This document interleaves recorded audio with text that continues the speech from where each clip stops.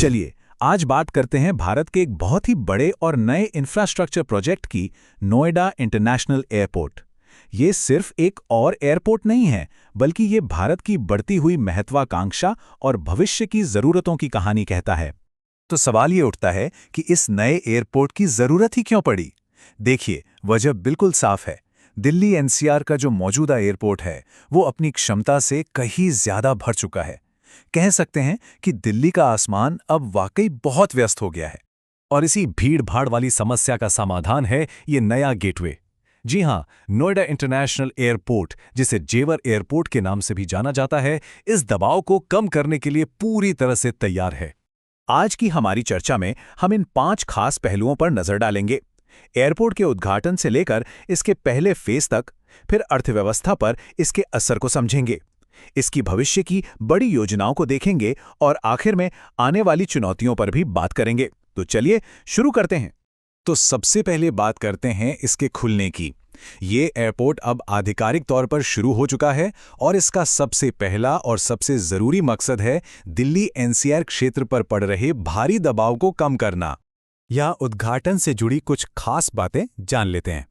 तारीख थी 28 मार्च 2026 और जगह थी उत्तर प्रदेश का जेवर।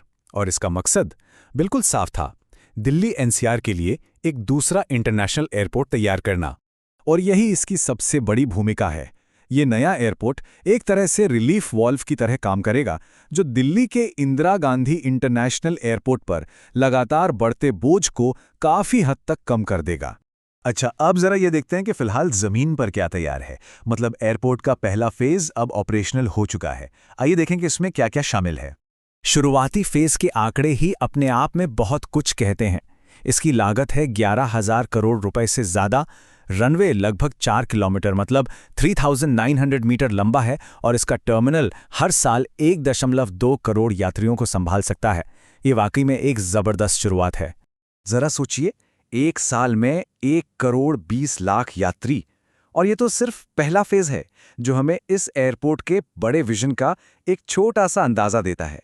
शुरुआत में इंडिगो, एयर इंडिया और अकासा एयर जैसी बड़ी एयरलाइंस यहां से ऑपरेट करेंगी। और जो शुरुआती उड़ानें हैं वो मुंबई, बेंगलोर और कलकत्ता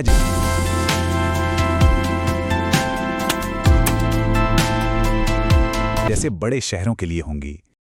चलिए अब उड़ानों से आगे बढ़कर देखते हैं कि इसका आर्थिक प्रभाव क्या होगा, क्योंकि ये एयरपोर्ट सिर्फ हवाई जहाज़ों के आने जाने के बारे में नहीं है। इसका अर्थव्यवस्था और लॉजिस्टिक्स पर बहुत गहरा असर पड़ने वाला है। देखिए, ये एयरपोर्ट एक ग्रोथ इंजन की तरह काम करता है। जैसे ही ये एक नया कनेक्टिविटी हब बनता है, तो सीधे तौर पर एविएशन में और अप्रत्यक्ष रूप से हॉस्पिटैलिटी और लॉजिस्टिक्स जैसे सेक्टर्स में हजारों नौकरियां पैदा होती हैं।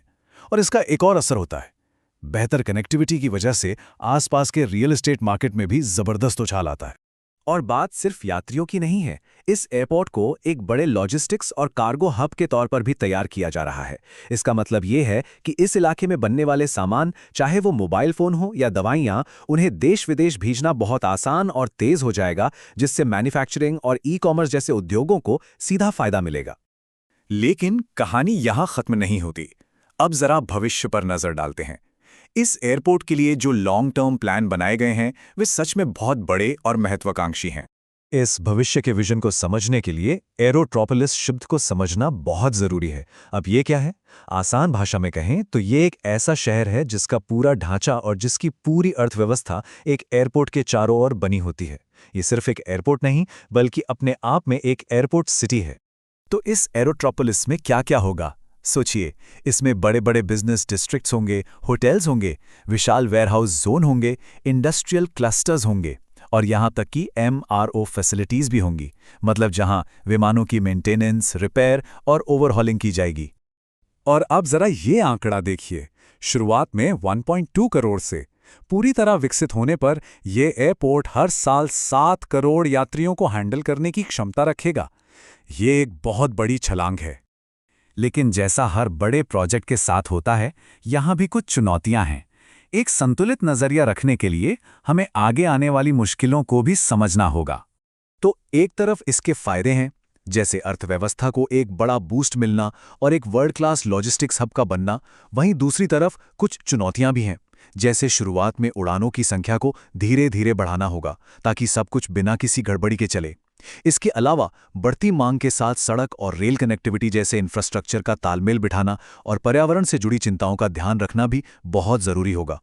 तो आखिर में सवाल यही आकर ठहरता है, अपनी इतनी बड़ी क्षमता और इन चुनौतियों के साथ क्या ये एयरपोर्ट सिर्फ हवाई सफर को ही नहीं बल्कि पूरे एनसीआर के आर्थिक और शहरी भविष्य को भी एक नई दिशा देगा? इसका जवाब तो सिर्फ आने वाला वक्त ही दे सकता है।